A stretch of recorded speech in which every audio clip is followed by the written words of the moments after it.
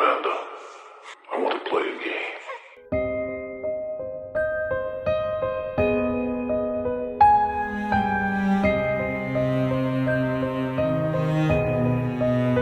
Hey horror freaks, welcome back to my channel. My name is Amanda. As you can see from the title, today's video is going to be my full review with spoilers of Longlegs.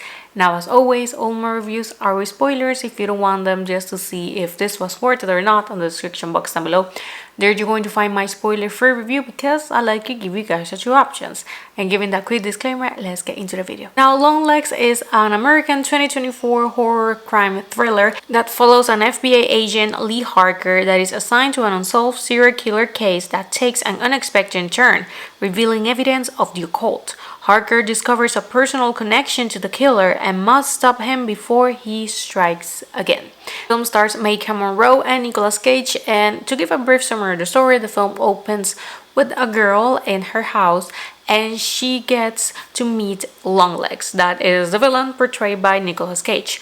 Then we jump to the present, that is the 90s. We know this not only because of the clothing and the technology, but also, very funny, we had a picture of Bill Clinton on the back of the office of the FBI. So that was the way of the film to tell us in which time period we are. The protagonist is the FBI agent Lee Harker. Now, she has a little bit of psychic abilities, and I mean a little bit because it's not that type of abilities where she can see the future or that she touches something and she sees something. No, she just has like a feeling, like a hunch.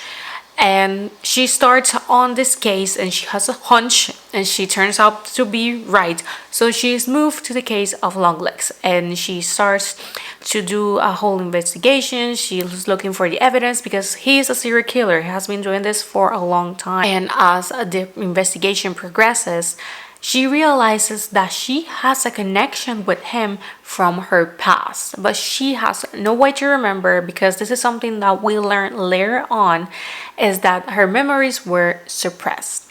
But she goes back to her mother. We see a little bit of her family dynamic, and we also see Longlegs along the way, but he's not fully presented until, like, we say, the first 30 minutes. But we see like him from the side and from far away until we finally have him completely. The makeup is creepy, is grotesque. It doesn't look like Nicolas Cage at all. Even the voice sounds different, so he definitely did a good job here because it didn't look at all like him. But of course, Longlegs gets catched by the FBI, and in a way it's what he wanted, because he wanted to see Lee and he has this fixation with her. And it's once he is catched that we realize why, and we could say that this is the plot twist. And it's that the girl that is at the beginning is her. This is something that we do not know at the beginning because they don't look alike that much physically. So there's no way to know that it was actually her. And also the house, we see it from different angles that, for me at least, it didn't look like the same house until they did the flashback. And it's like, oh, so yes, it is the same house. Now the plot twist is that he has been living inside of her house all of her life. He met her when she was little, but he was unsuccessful in killing her. And her mother asked for mercy. So what they do is that they get into this deal. It forces her mother to be his accomplice. The way that they work it was that she would dress as a nun. She would get into a house, said that the family won a gift from the church to the girl. The doll was going to be identical to this girl, but this doll is going to have an orb inside of her and is going to trigger this family into murder suicide, because the case, they knew that it was Longlegs because he would leave notes, but the evidence suggested that he was never there. So how everything was happening, because he was doing satanic stuff with the dolls, so that way he could control the family so that they could murder and suicide. And as for Lee to having her memory suppressed, is because she had her own doll that was inside of her house, and he was the man downstairs. And he also talks about serving the man downstairs, because in this case he's talking about Satan.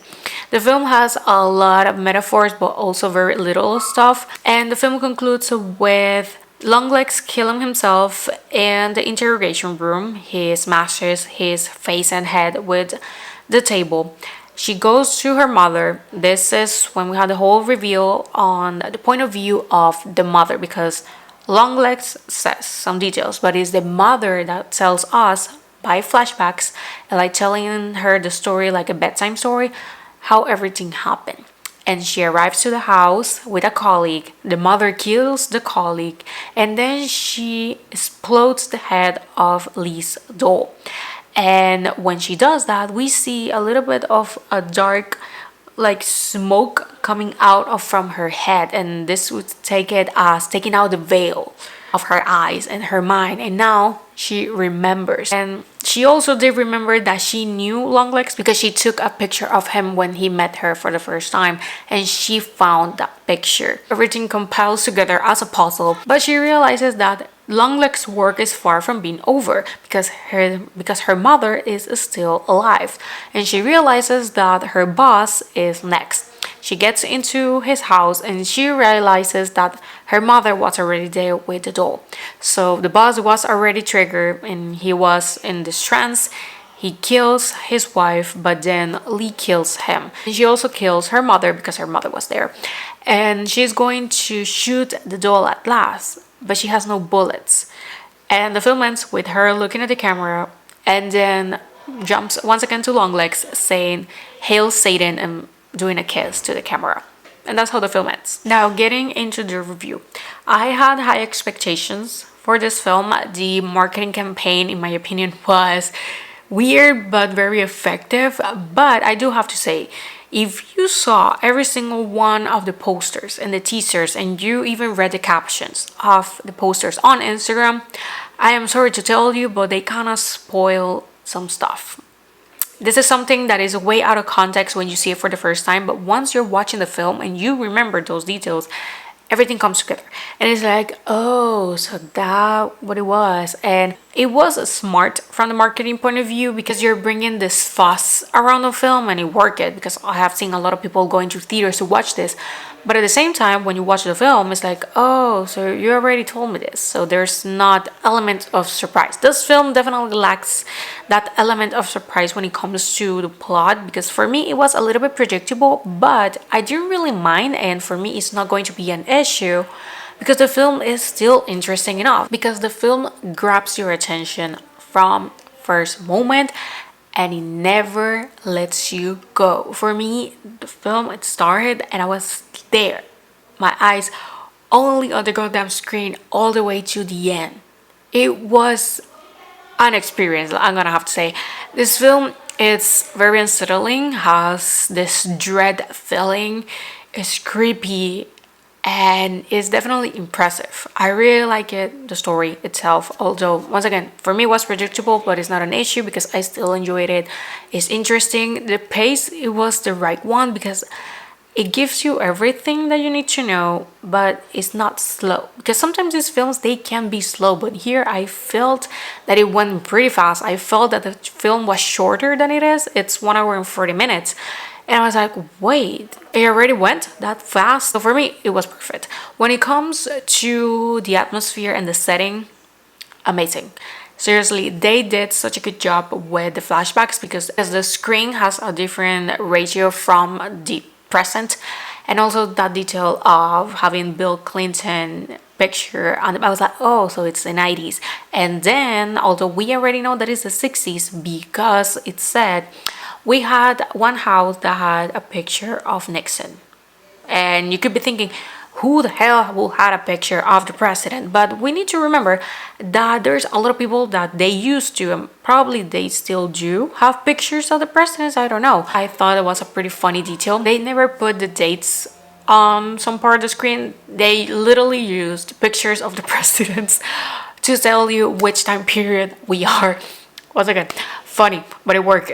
Now, when it comes to the sound, that was perfect for me. It's very unsettling and it works perfectly. The film has like, I could say, like 2 jump scares, but you kind of see them coming because of the sound, but still they work.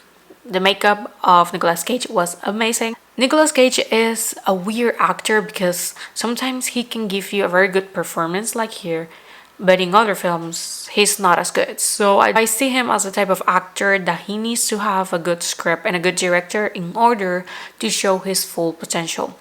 Maky Monroe, she is amazing. It's made for this. She doesn't even have to speak to tell you everything that you need to know about her character. She barely speaks. She's very shy, and she tells you everything with her body language, also her facial expression. So I think that she did a pretty good job. She was the right for the part, and also Nicolas Cage. For me, without them, the film will not be as good, because for me, the performances, they played a huge role in how good the film was. For me, the film is good. That is my honest opinion. I enjoyed this film. It wasn't what I was expecting, but I mean it on a good way, because I wasn't expecting this film to have that psychological balance with supernatural, because the film does have some supernatural elements, especially of the satanism, because it wasn't something that I was expecting, and also the way that they work with it, because it doesn't take away from the story. It's not the main aspect. It's a balance between those psychological horror moments with the supernatural. Her psychic abilities, I was worried at first, because like, she's psychic.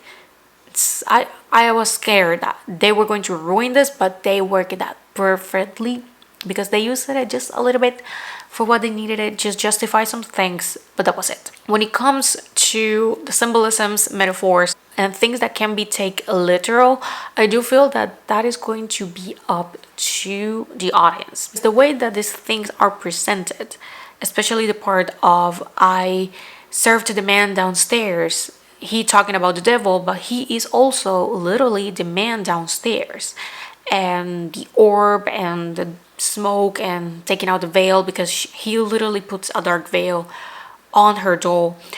These are elements that can be taken either metaphor or literal, and I do feel that that is going to be up to the interpretation of each one, especially the ending. The ending, it's ambiguous. I do feel that the way that I'm going to interpret it is not going to be the same as everyone else, but that it's fine.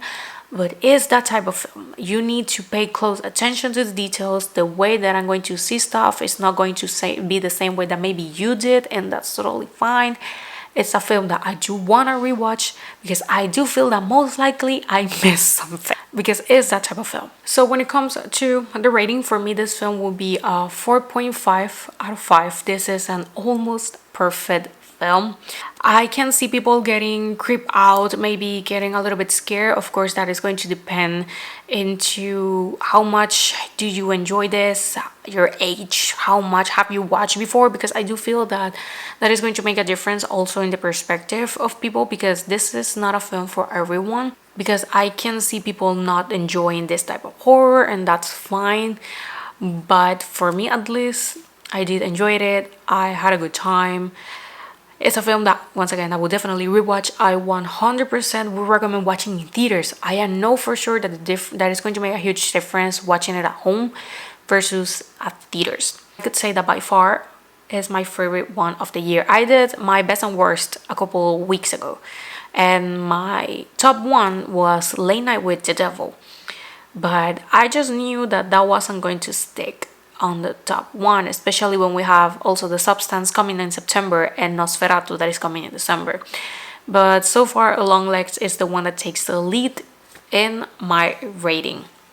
It's, for me, so far, the best horror movie of the year. So far, of course, we have a lot of things coming, and I do feel that The Substance and Nosferatu are going to be fighting for that first spot, or at least the top 3. But this is indeed a film that is 100% worth watching. So for me, once again, 4.5 out of 5 and a 9 out of 10. This is indeed a very good horror movie. Now, thank you so much for watching. Let me know down below what were your thoughts. Did you like it? You didn't? What details you saw? Let me know. The posters, did you make the connection when you were watching it? Once again, the marketing strategy was amazing, but at the same time, it takes a little bit from it, and then it's very easy to pinpoint those dots. So that's maybe that why for me it's not perfect, because that almost semi-predictable stuff, like I said, it wasn't an issue because that didn't take me away from enjoying it, but at the same time, it's like I want it to be 100% surprised, but that is just a me problem. But still, the film, it's very, very good. Cinematography, amazing. Acting, amazing. Sound, amazing. The atmosphere, brilliant. The story may be simple, it's done very well. So once again, thank you so much for watching, and I will see you guys on my next video. Bye. Game over.